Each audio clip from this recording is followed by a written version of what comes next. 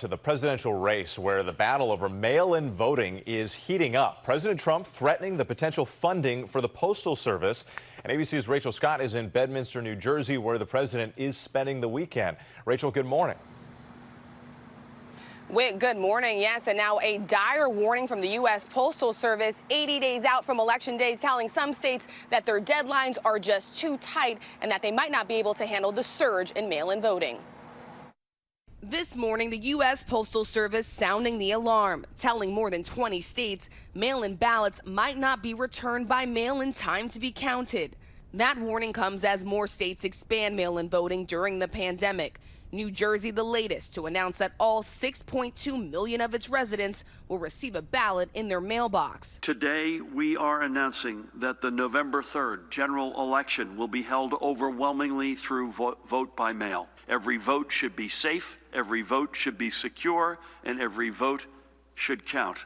That shouldn't be controversial. In critical battleground states like Pennsylvania and Michigan, where the president won in 2016 by less than 1%, voters are able to request absentee ballots just a few days out from Election Day. But the post office says those deadlines are incompatible with their delivery standards, urging residents to request those ballots 15 days ahead of time.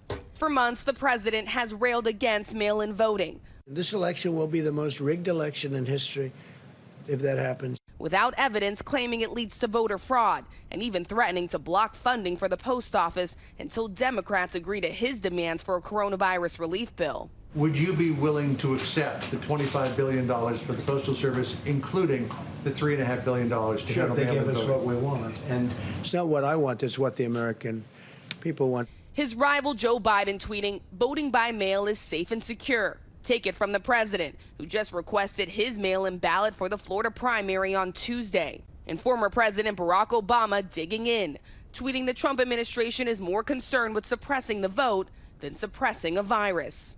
What we've never seen before is a president say, I'm going to try to actively kneecap the Postal Service to encourage voting, and I will be explicit about the reason I'm doing it.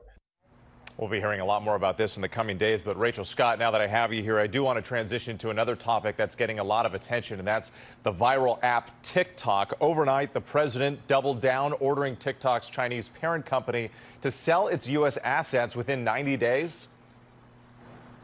Yeah, that's exactly right, with the president labeling TikTok and other Chinese-owned apps a national security threat, saying that when Americans download these apps on their phone, they're essentially putting their data and their privacy right in the hands of the Chinese government. Now, TikTok, of course, has pushed back against those claims, with the president putting their parent company on notice this morning. Whit? All right, Rachel Scott for us. Thank you.